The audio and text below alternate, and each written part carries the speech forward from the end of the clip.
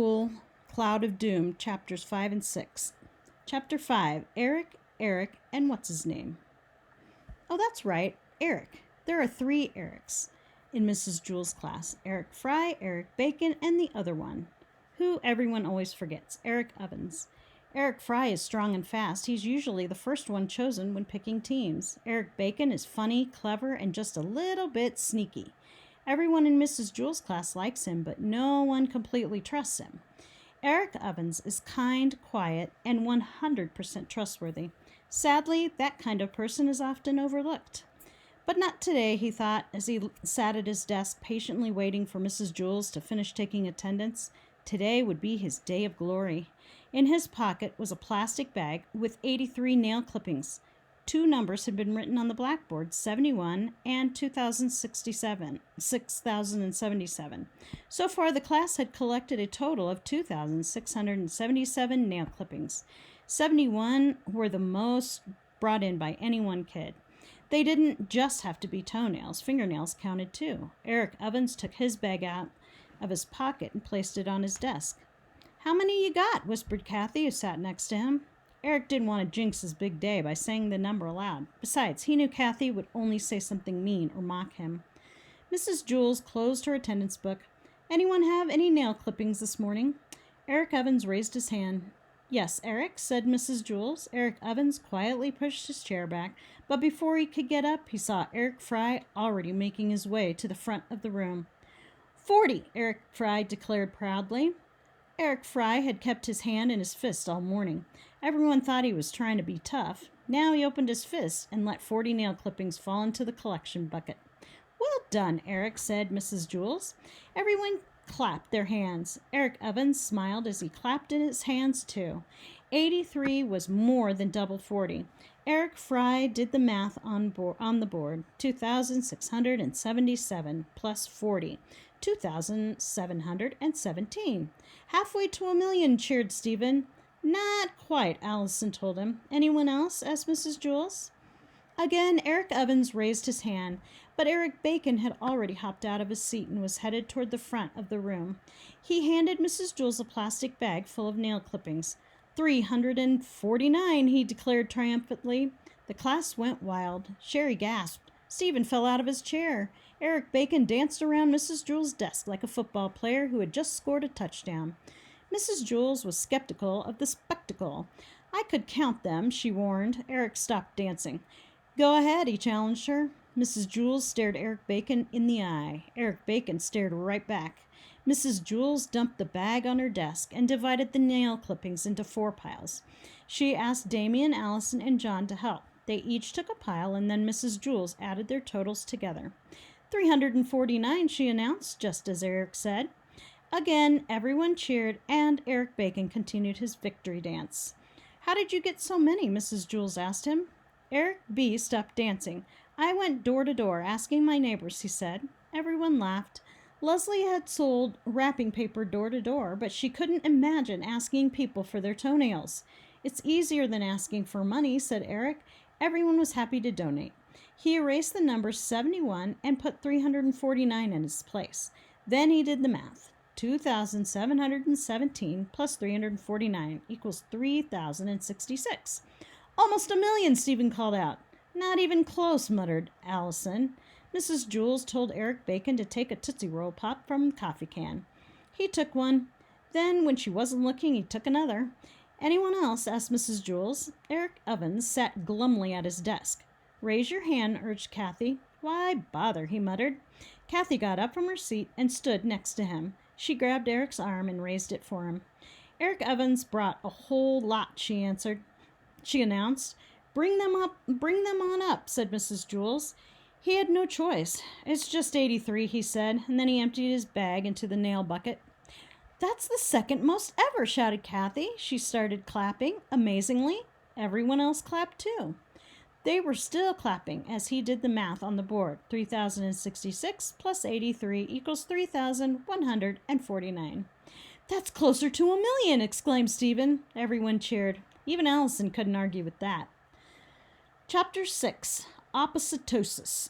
Eric Evans wasn't the only one who had noticed that Kathy had become nicer. others too began to notice her odd behavior.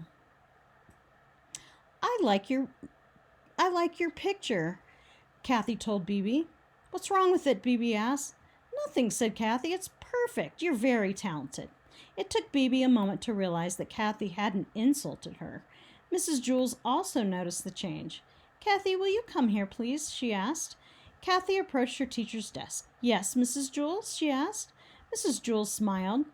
You have been doing very well, Kathy, she said. I've noticed a real improvement in your work and in your attitude. That must be because you're such a good teacher, said Kathy. Well, thank you, said Mrs. Jules, but there's a tiny little problem. I'm having a hard time reading your homework. Well, what do you mean? Look at it, said Jules, Mrs. Jules showing Kathy her most recent homework assignment. What's wrong with it? Asked Kathy. First thing we learned in psychiatry school, Dr. Pickle said as he patted DJ on the head. My hiccups are all gone, DJ told Kathy. Who cares? Kathy grumbled. Would you mind stepping inside my office, young lady? Asked Dr. Pickle. But he's the sicko, said Kathy, pointing to DJ. Please, said Dr. Pickle. She entered the counselor's office. That beard is really ugly. I guess your face must be even worse, huh? Dr. Pickle didn't get angry. He just stroked his beard and said, very interesting. Kathy sniffed. Smells like pickles, she commented. Very interesting indeed, the counselor said, and then asked her to sit down. Kathy sat on the couch. Lumpy, she complained. I'm going to try a little experiment, said Dr. Pickle.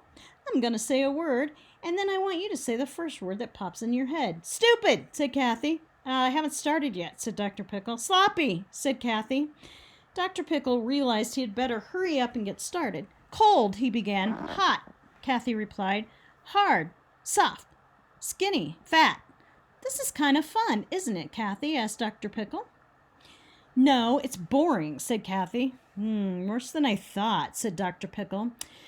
I studied your condition in psychiatrist school. I'm afraid you have a bad case of oppositosis. No, I don't. You do. Dr. Pickle stroked his beard. Unfortunately, there's no known cure for oppositosis. Other psychiatrists had tried to help patients learn to be kind and think positively. Dr. Pickle knew that would never work for Kathy.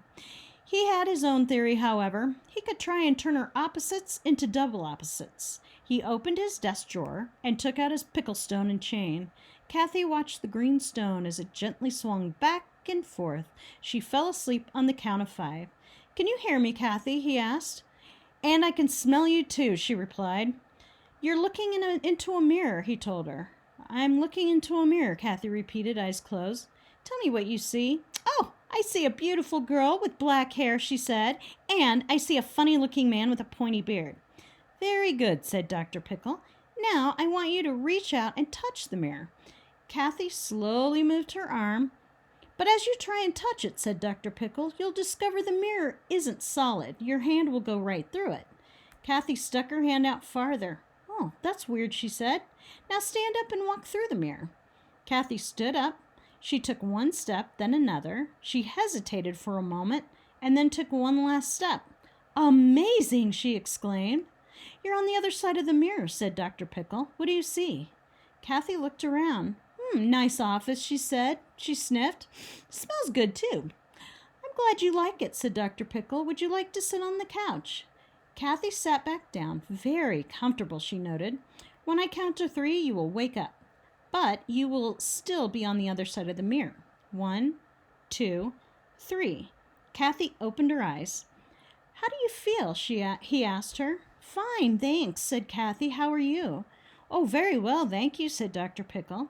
Do you mind if we continue with our little experiment? Sounds like fun, said Kathy. Happy, said Dr. Pickle. Smile, said Kathy. Smart, said Dr. Pickle. Mrs. Jules, said Kathy. Friend, said Dr. Pickle. DJ, said Kathy. Dr. Pickle led her to the door. Thank you, Dr. Pickle, she said, shaking his hand. You are very wise, and I like your beard. What's wrong with my homework? Asked Kathy. It's written backwards, said Mrs. Jules. Every sentence, every word, every letter. Even the numbers are backward. Looks normal to me, said Kathy. Do you want me to redo it? Mrs. Jules sighed. No, that's all right, Kathy. I'm just happy to see you doing so well. I'll figure it out.